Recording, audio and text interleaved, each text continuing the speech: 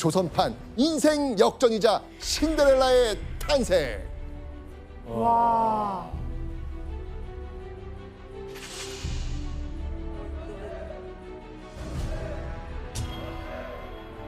유례가 없는 일이었습니다. 후궁을 아무리 총애해도 있는 중전을 내치면서까지 후궁을 중전으로 세우지는 않거든요. 이건 조선 왕실을 넘어서 백성들까지 놀랄 만한 일이었을 겁니다. 야. 마침내 중전이 된 장희빈. 그때 장희빈은 아마 조선 제일의 행복한 여인이었을 것입니다. 자, 그런데 장희빈이 너무나도 믿었던 숙종의 사랑이 조금씩 삐걱대기 시작합니다. 오. 설마. 조금씩 장희빈이 있는 중궁전을 찾는 숙종의 발길이 뜸해지는 겁니다. 아하. 장희빈은요, 이때 차마 믿고 싶지 않은 너무나 충격적인 소식을 듣게 됩니다. 숙종이 젊은 궁녀, 그것도 과거 인현왕후를 모셨던 그 궁녀에게 푹 빠졌다는 겁니다. 아이고.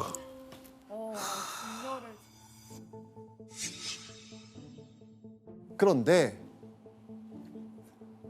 장희빈의 가슴이 또 철렁 내려앉는 소식이 들립니다. 바로 숙종이 새롭게 총애하던 그 궁녀가 후궁이 되고 임신을 했다는 겁니다. 어머. 와. 자, 이 소식을 들은 장희빈은 어땠을까요? 아, 눈 뒤집히죠.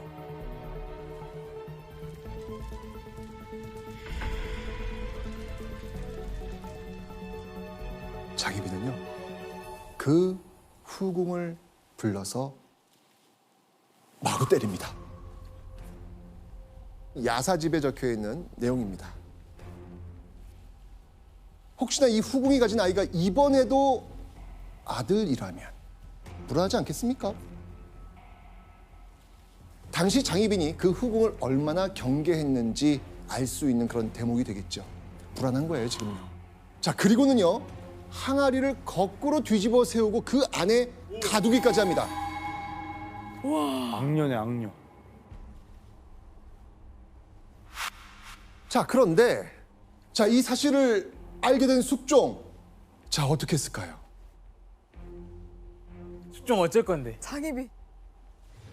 장희빈에게 노합니다. 크게 화를 냅니다.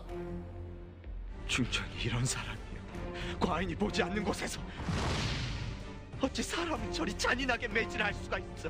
그리고 그 후궁은 이후 결국 아들을 낳습니다.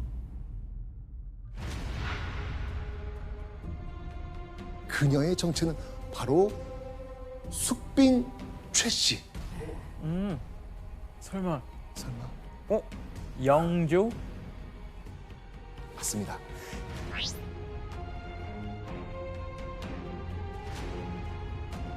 장희빈으로서는 너무나도 불안한 그런 상황이 계속 벌어지고 있는 거예요. 아이고. 그런데요, 장희빈의 불안을 키우는 또 다른 사건이 일어납니다. 바로 조선 조정의 또 한 번의 환국이 일어난 거죠. 자, 환국이 시작된 거는요, 서인과 남인 양측에서 들어온 고발 때문이었습니다. 각각 상대방이 역모를 꾸민다고 고발을 한 거였죠. 자, 이때 숙종은 과연 누구 편을 들었을까요? 이때 코인. 서인의 편에 든. 그렇습니다. 이번에는 서인의 편을 숙종이 들어줍니다. 숙종은요, 즉각 영의정, 좌의정 주요 자리를 서인으로 완전히 바꿔버립니다. 와. 숙종이 장희빈 편인 남인을 버리고 조정을 물갈이했다. 자, 이건 뭘 의미하겠습니까? 아하. 결국 숙종의 마음이 장희빈을 떠났다라는 의미 아니겠습니까? 장희빈의 친인척 특히 오빠인 장희재의 부정부패 사건이 일어났습니다. 거기에 남인이 이렇다 할 정치적 능력을 보여주지 못하면서 숙종의 실망이 커졌고요. 그러면서 서인을 다시 신임하게 됐습니다. 자, 흔들리는 숙종의 마음 때문에 불안한 장희빈. 그런데 이때 장희빈에게 청천벽력 같은 소식이 들려옵니다. 폐비됐던 인현 왕과 다시 궁으로 온다는 소식이었습니다. 어떻게 그렇게 왜? 왜? 폐비된 인현 왕과 어떻게 궁으로 돌아올 수 있었을까요? 바로 숙종이 인현 왕후를 다시 중전으로 복위시키겠다고 선언한 거예요. 와. 숙종은 아침과 점심과 저녁의 생각이 다 다르네. 결국 이 모든 문제는 숙종 때문이야. 폐비한 게 잘못됐다면서 다시 데리고 오라고 합니다. 그런데 신하들은 이 인현 왕후의 복위를 마냥 찬성할 수가 없었습니다. 인현 왕후 다시 중전이 된다? 자, 그럼 지금 중전인 장희빈? 중전 자리에서 쫓겨나는 거 너무 당연한 겁니다. 그런데 문제는 장희빈이 바로 다음 왕이 될 세자의 엄마라는 거예요. 그렇죠. 상황이 좀 달라요. 과거 세자의 생모를 폐비시켰다가 조선에 피바람이 불었던 적이 있습니다. 기억나십니까, 조나단? 어느 왕 때였죠? 그때 연산군. 그렇죠. 폐비윤 씨를 쫓아내는데 앞장섰던 신하들 막 죽거나 부관 참시되거나 이런 역사를 알고 있잖아요. 그렇죠. 그때 그 끔찍한 복수국을 생각하면 세자의 어머니인 장희빈을 폐비시키는데 적극적으로 동의할 수 있는 신하 있다 없다? 없다. 신하들은요 극구 반대했지만 결국 숙종은요 자기 뜻대로 인현왕후 복위를 밀어붙입니다. 그렇게 5년 만에 대궐로 다시 돌아온 인현왕후. 그런데 잠시 후 이 장희빈의 마음을 갈갈이 찢어놓는 어명이 떨어집니다.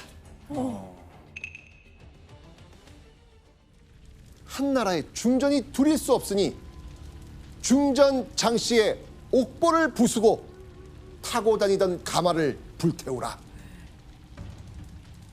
아까 첫 번째 사진 기억나시죠? 왕비의 상징을 다 없애라는 거였습니다.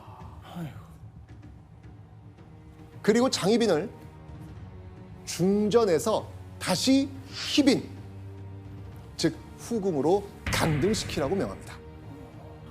와. 조선 최고의 신데렐라 장희빈의 5년간 중전 생활은 이렇게 막은. 처참하게 끝이 납니다. 이후 장희빈의 처소에서는요. 악에 바친 고함이 끊이질 않습니다. 내가 무슨 죄가 있어 중전 자리에서 내려가야 합니까? 장희빈은요 급기야 바락바락 악을 쓰면서 앞에 차려진 밥상을 발로 뻥! 장희빈은요 어쨌건 이 한순간 중전의 자리에서 쫓겨난 게 굉장히 분했을 겁니다.